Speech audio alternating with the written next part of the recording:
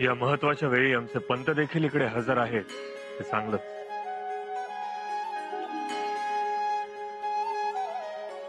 नेताजीराव पुन्हा स्वराज्यात आले ही अत्यंत मोठी गोष्ट. क्षमा असावी महाराज, परंतु त्यांना स्वराज्यात पुन्हा घेऊ नये. कारण ती पूर्वीची निष्ठा असेलच असं खात्रीनं नाही सांगता येत. शिवाय ते रुसून गेले होते आपल्यावर. तोही मुद्दा महत्वाचा आहेच. एवढे दिवस रुसले, मग कोणत्या कारणाने रुसवा गेला?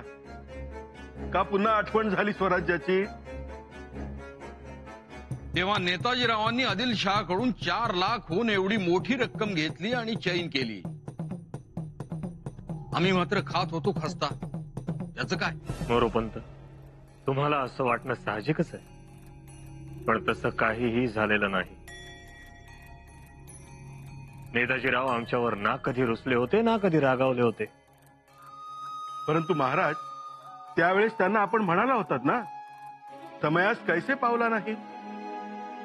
नाही, ती आम्ही आणि नेताजीरावांनी ठरवून मिर्झाला दिलेली हूल होती. त्या मिर्झाला नेस्तनाबूत करण्यासाठी नेताजीरावांनी आदिलशाहीला जाऊन मिळणं गरजेचं होतं. आणि केवळ वेळेवर पोहोचले नाहीत म्हणून आबासाहेब नेताजी काकांवर चिडतील, त्यांना चालते व्हा असं म्हणतील. मोरोपंत, तुमच्याकडून जंजिऱ्याची मोहीम फसली तरी महाराजांनी तुम्हाच बोल लावला नाही ना? नाही, परंतु मग स्वराज्याच्या सरनोबतांना महाराज असं म्हणतीलच कसे? आम्ही आमच्या कोणत्याही सेनानीला अगदी जिव्हारी लागेल इतकं टोकाचं कधीही बोललेलो नाही. मग 4 लाख होऊन ते तर ठेवले ना मांडी खाली. मुळीच नाही, अगदी ठामपणे नाही. कशावरून एवढा ठामपणा? परवाच आम्ही जमादार खाण्याच्या जुन्या हिशोबांचे कागद तपासत होतो. त्यात मिर्झा राजांच्या आक्रमणाच्या वेळचा एक कागद सापडला. तो कागद नेताजी काकांच्या नावे जमा रकमेचा होता आणि ती रक्कम 4 लाख होऊन एवढी होती. त्यावेळी तो मोगली साप आम्ही आदिलशाही काठीनं आधी झोडपला आणि मग मारला. नेताजीरावांनी आदिलशाहीची फौज घेऊन मिर्झाला पार हैराण करून सोडलं. त्यानंतर मिर्झा राजानेही आदिलशाही नेस्तनाबूत करण्याचा विचार सोडून दिला आणि त्यानंतर आमच्याच आदेशावरून पुन्हा नेताजीराव मिर्झाला जाऊन मिळाले. फक्त एकच गडबड झाली. आपण आग्र्यातून निसटलो त्याच वेळी नेताजी काकांनी मिर्झा राजाला सोडून द्यायला हवं होतं.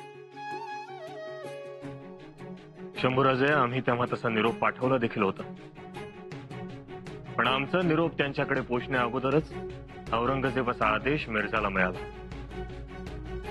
आणि आपले सरनोबत गिरफ्तार झाले. महाराजांनी जरूर पाठराखण करावी, पण एक विचार व्हावा की ते 10 वर्ष मोगलांच्या सेवेत राहिले, त्यांनी धर्म बदललाय.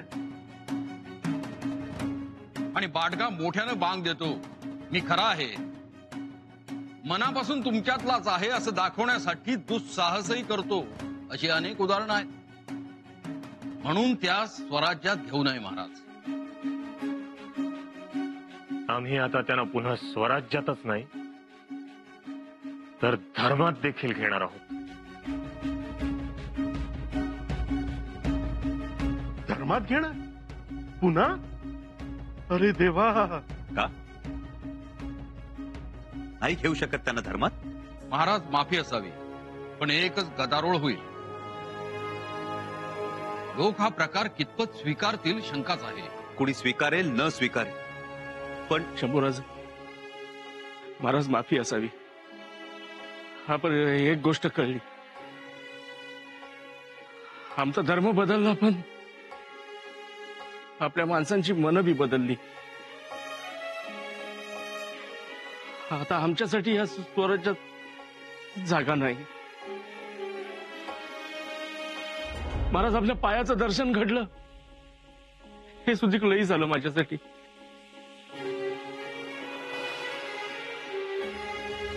इजाजत असावी.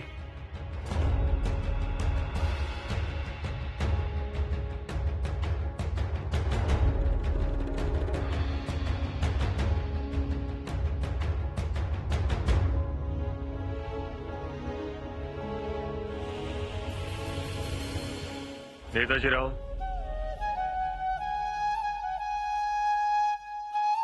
तुम्हाला गड उतार होता येणार नाही. हे घातलेले कपडे अंगरखा काढून ठेवा, जाळून टाका ते. मावळी पोशाख घाला, कारण आम्ही तुमचं धर्मांतर करून तुम्हाला पुनश्च धर्मात घेणार आहोत.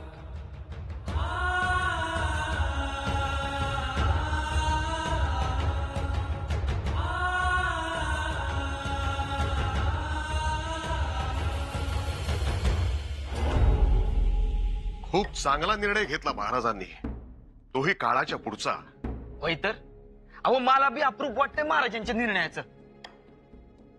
सर्जेराव, थोडक्यात सांगायचं तर आजवरच्या धर्मसंकल्पनेला कलाटणी देणारा हा निर्णय म्हणजे या अगोदर असा निर्णय झालाच नाही. अखिल हिंदुस्थानात हे पहिल्यांदाच घडेल. आणि ते बी रायगडावरच. मोठी गोष्ट आहे, मोठी गोष्ट. अहो त्यासनी काय हो, हाणून मारून मुसलमान बनवलेला. आता अशा माणसाला आपल्यात परत यायची इच्छा असेल तर आपण का म्हणून त्यासनी तोडायचं, आपण का म्हणून त्यासनी सोडायचं. कसं असतं सर्जेराव, अहो उसळलेल्या तलवारीला कुठं जात आणि धर्म कळतो. तिला आपलं वर्ग काही कळत नाही, तिला कळतं कापणं. हा, म्हणून महत्वाचा असतो तो तलवारीची मूठ धरणारा हात.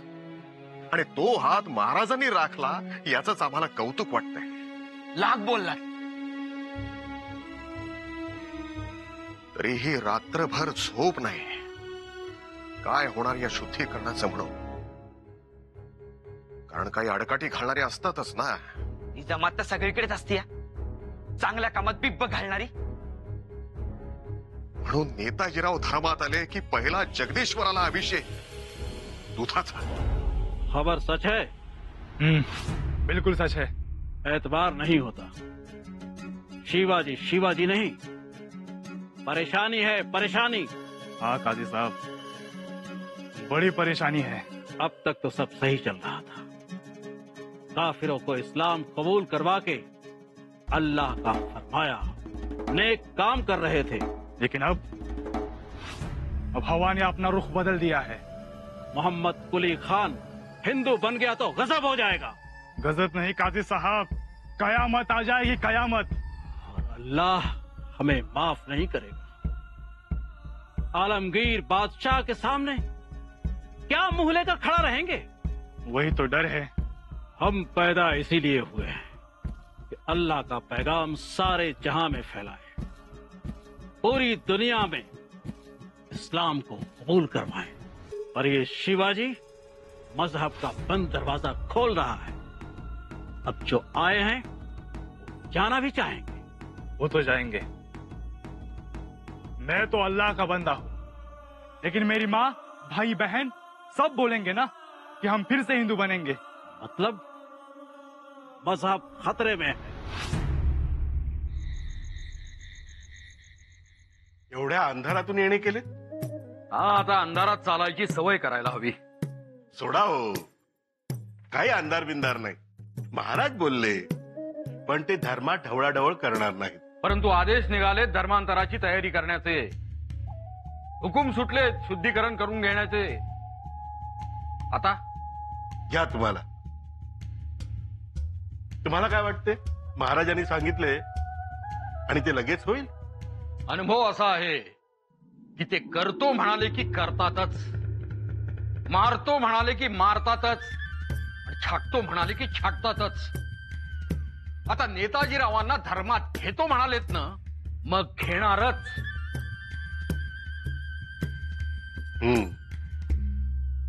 तुमच्या म्हणण्यात तथ्य आहे, पण आता कसं बोललात? अहो, म्हणून तर एवढ्या रात्री आलो. खरं तर कशात मनच लागे ना माझं.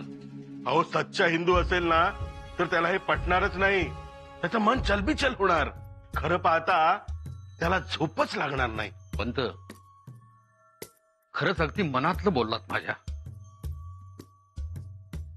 महाराज एवढे हुशार, पण नेमके इथेच चुकले. तेच ना, आपलं कसं, महाराज बोलले की आपण आपोआप हात जोडतो.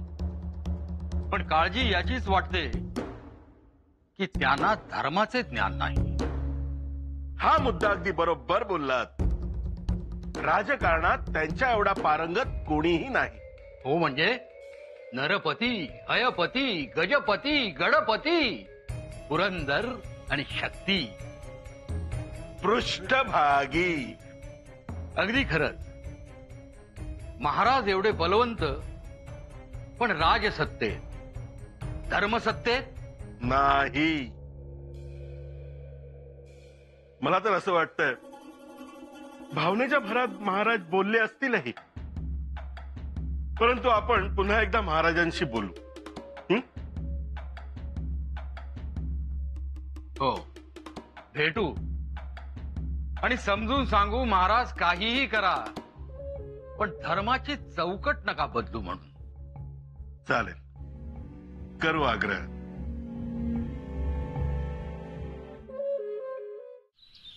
धर्म बुडणार, धर्म बुडणार. शांत व्हा, शांत व्हा. तुमचे म्हणणे नीट सांगा, शांततेनं सांगा. शांततेतच सांगणार आहोत, परंतु महाराज कुठे आहेत? आम्हाला त्यांच्या समोर घेऊन चला. त्यांच्याकडे कशाला? जे काय सांगायचं असेल ते आम्हाला सांगा. सदर त्यासाठीच आहे. नाही, आम्हाला महाराजांचीच भेट घ्यायची आहे. कशाला भेटायचंय? शुद्धीकरणाबद्दल बोलायचं आहे. नेताजी पालकरांना धर्मात घेत आहात, खरंय का हो? खरंय.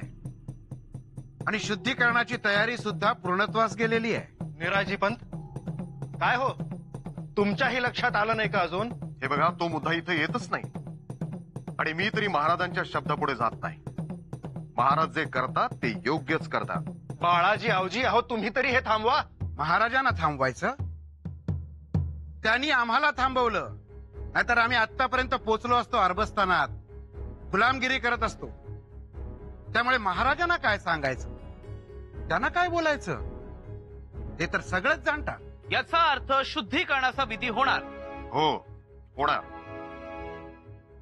तुम्ही धर्मपीठाच्या मागे बसून मंत्रांचे अवरोह जरी केले तरी दक्षिणा देण्याची व्यवस्था मी करेन. पंत, विषय दक्षिणेचा नाहीये, विषय शुद्धीकरणाचा आहे. आमची महाराजांना विनंती असेल की यात कोणीही हस्तक्षेप करू नये म्हणून.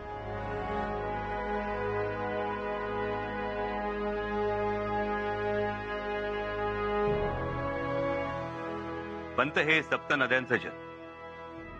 कृष्णा, कोयना, सावित्री, भीमा, नीरा, इंद्रायणी आणि गुंजवणी. गुंजवणी नदीच्या पाण्याचा कलश तर आम्ही स्वतःच्या हाताने भरून आणलाय. ही म्हणजे विधाभिषेकाची तयारी दिसते युवराज. हो, तुम्हाला काही शंका? ही केवळ अशक्य गोष्ट आहे. शक्य होईल, केलीच आहे. धर्माला ती मान्य होणार नाही. धर्म आनंदानं मान्य करेल. तुम्हाला धर्मसभेशी बोलावं लागेल. धर्मसभेशी बोलावं लागेल? हा महाराजांचा आदेश आहे. क्षमा असावी युवराज, परंतु महाराजांचा आदेश हा राजसत्तेत, धर्मसत्तेत तो कसा ग्राह्य धरता येईल? ग्राह्य धरला जावा. महाराजांना ते अधिकार नाहीत. तुमचे अवधान दिसत नाही. या भूमंडळाचे ठाई धर्मरक्षी ऐसा नाही, महाराष्ट्र धर्म राहिला काही तुम्हा कारणे. हा श्लोक विसरला? विसरलो नाही. श्री समर्थ स्वामी रामदासांचं भाष्य आहे हे. झालं तर. पण तरीही आमची आपणास एक विनंती असेल, आपण फेरविचार करावा. कारण धर्मरक्षणे म्हणजे धर्मात ढवळाढवळ करणे नव्हे. खरंय, धर्माचा मामला आहे हा. आणि धर्म फार पुरातन आहे. पुरातन असला तरी आहे माणसांसाठीच ना. क्षमा असावी युवराज, पण तुम्हाला अगोदर धर्मपीठासमोर बाजू मांडावी लागेल. जरूर मांडू. आमच्या नेताजी काकांसाठी आम्ही जरूर बाजू मांडू. मग ठीक आहे, तिथेच ठरेल सर्व काही, धर्मपीठासमोर. या तुम्ही.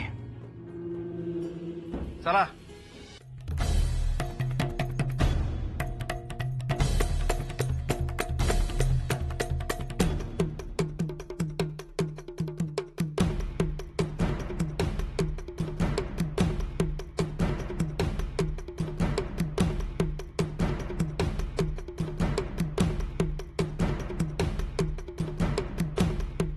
थांबा.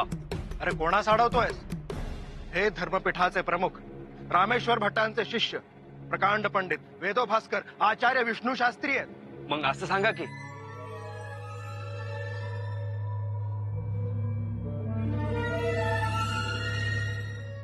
महाराज पुणे विष्णू शास्त्री आलेत, भेटायचं म्हणतात. परवानगी आहे. त्यांचा आदरातिथ्य करा आणि त्यांना आत आणा. बाळाजी, आपण सामोरं जावं.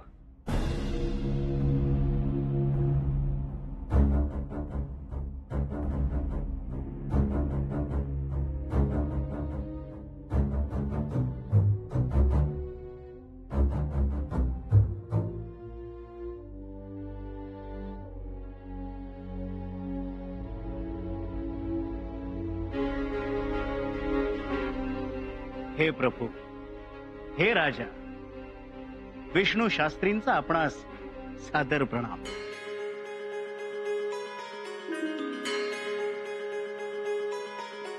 आचार्य विष्णू शास्त्री, आसनस्थ व्हावं. क्षमा असावी महाराज, परंतु शुद्धीकरणाचा निर्णय आपण मागे घ्यावा. शास्त्री बुवा, निर्णय मागे घेता येणार नाही. या निर्णयाला विरोध करू नये. का विरोध करू नये? धर्मशास्त्राच्या विरोधात एखादं कृत्य घडत असेल तर आपण सर्वांनी त्याला विरोध करणं आपलं इष्ट कर्तव्य आहे.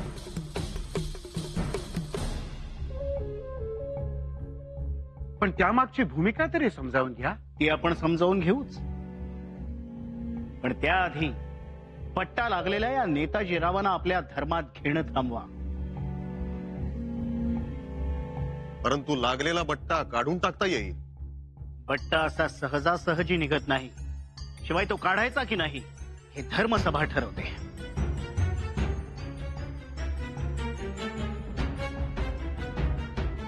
परंतु इथे तर राजसत्तेने पुढाकार घेतला आहे. वेदोभास्कर विष्णू शास्त्री, आपला ज्ञानाचा आणि विद्वत्तेचा अधिकार मोठा, त्याचा पूर्णतः आदर करून आपणास सांगतो, इथे धर्म परिवर्तनाचं महान कार्य चालू आहे. ते थांबवू नये. शिवाय नेताजीराव पालकरांनी स्वमर्जीने धर्म बदलला नाही, बळजबरीने त्यांना बदलावा लागला. वय लय लय सहन केले म्या. जणू नरक यातनच होत्या त्या.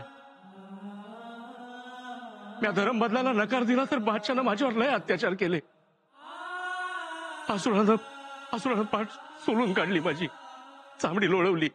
महाराज मी नको नको म्हणत असताना सुद्धा बळजबरीनं माझा मोहम्मद कुली खान केला. काबूल कंदाहारला पाठवलं. अनोळखी प्रदेश, अनोळखी वाटा, तिथून पळून यायचा लय प्रयत्न केला मी, पण माझ्यावर पाळत होती. खाडा पाराच होता जणू. त्यामुळे प्रत्येक वेळी पकडलो गेलो आणि पकडल्यानंतर माझ्यावर चक्क फटके पडत होते महाराज. हा, पण तरी सगळं सहन केलं. सगळं सहन केलं कारण मला आपल्या माणसांमध्ये यायचं होतं. झोपेतून उठताना जगदंब जगदंब म्हणायचो तर जिभेवर चटका दिलात माझ्या कित्येक वेळा. माझी सर्वांना विनंती आहे, मला आपल्या धर्मात घ्या. निदान मला माझ्या धर्मात मरू तरी द्या. परंतु नेताजीराव, यात तुमचा गुन्हा नाही. आपण गुन्हेगार तर व्यास ठरलो ना. चेष्टा मस्करीचा मनसबदार झालो. बाडघ्या म्हणून हिनवणारी कित्येक बोटं माझ्याकडे रोखलेली पाहिलेत म्या. माझ्या नजरेसमोर मात्र स्वराज्यासाठी रायरेश्वराच्या पिंडीवरती रक्ताचा अभिषेक करणारं ते एकच बोट होतं, महाराजांचं बोट. मला ते बोट पकडू द्या. मला आपलं म्हणा, मला टाकू नका.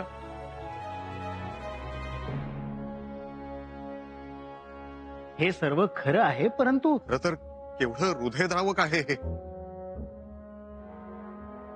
तरी देखील नेताजी रावांवरती धर्मबाह्य संस्कार झालेले आहेत. त्यांनी वजू केली आहे, कलमा पडले, नमाज अदा केली आहे. आणि अशांना धर्मात परत घेणं हे धर्मसंमत नाही.